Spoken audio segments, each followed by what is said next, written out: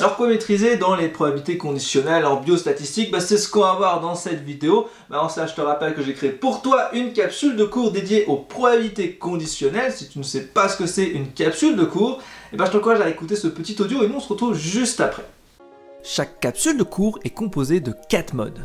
Un mode révision avec des fiches numériques, des associations, des schémas à annoter au sein d'un guide de révision pour favoriser l'ancrage. Un mode entraînement avec des flashcards, des QCM, des exercices, des applications, des cas cliniques avec des niveaux de difficulté pour progresser pas à pas.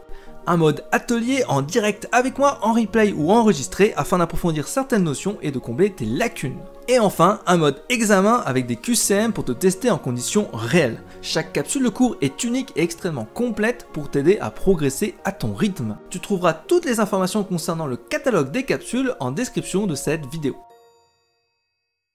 Bonjour à tous, j'espère que vous allez bien, c'est NT, je suis super content de vous retrouver dans cette nouvelle vidéo capsule.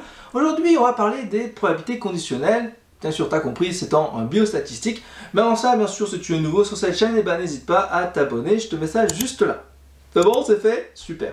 Alors, les probabilités conditionnelles, qu'est-ce qu'il faut retenir? Première chose, bien sûr, c'est le vocabulaire. Donc, le premier mot à retenir, c'est donc l'univers, oméga. D'accord? Alors, l'univers, qu'est-ce que c'est? Par exemple, si tu prends un paquet de cartes de 32 cartes, l'univers, c'est donc 32. À partir de cela, tu peux créer ce qu'on appelle des événements. Par exemple, événement A, c'est la probabilité de trouver, admettons, une carte noire parmi ce jeu de 32. Bon, maintenant, sûr, tu as deviné, il y a trèfle, il y a du pic. Tu as donc 16 sur 32, c'est-à-dire une chance sur 2. Une fois que tu as compris ça, tu peux définir aussi un événement contraire à cet événement.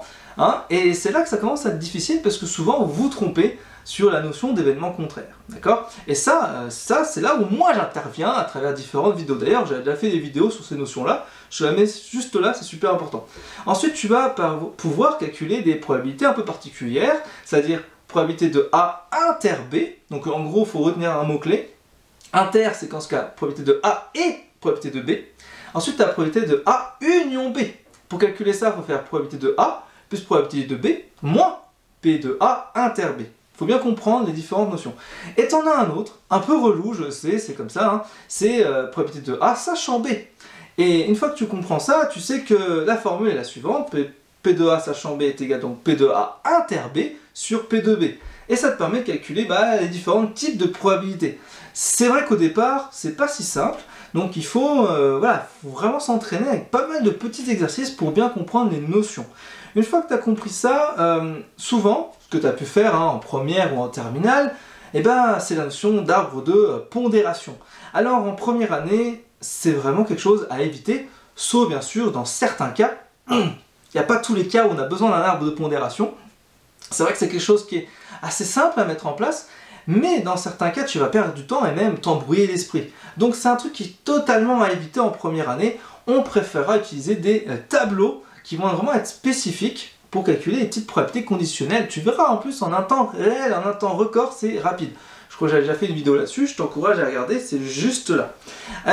Dernier point important, c'est que bien sûr, dans les probabilités conditionnelles, tu as des petits calculs un petit peu relous qu'il faut faire, c'est important. C'est l'espérance, donc l'espérance, je te mets la formule juste ici, donc c'est la somme en fait des XIPI, il faut bien comprendre ça. Ensuite, tu as la variance, bien sûr. La variance, donc la somme des xi moins m au carré fois pi. Et puis tu as bien sûr l'écart type, qui est la racine de la variance. Une fois que tu as ça en tête, et que tu sais calculer un écart type à la main, ou par une calculatrice, tu commences enfin à avoir quelques notions de probabilité conditionnelle que tu arrives à peu près à maîtriser. Ok, ensuite tu as une dernière notion importante dans les probabilités conditionnelles, c'est bien sûr la notion d'indépendance. C'est-à-dire que, grosso modo, l'objectif, c'est de trouver que P de A inter B est égal à P de A fois P de B. Si A et B, du coup, ça marche, ça check, ces deux formules-là, on dirait que c'est indépendant. Ça veut dire que P de A sachant B égale P de A, et P de B sachant A égale P de B. C'est ça que ça veut dire, tout simplement la notion d'indépendance. Ça, c'est pour les probabilités conditionnelles. Et ça, c'est un truc que vous délaissez chaque année. Pourquoi? Parce que c'est un des premiers chapitres que le prof il va faire bêtement, très rapidement. Et pourtant, il y a plein de QCM qui arrivent chaque année. Il y en a au moins un ou deux au concours.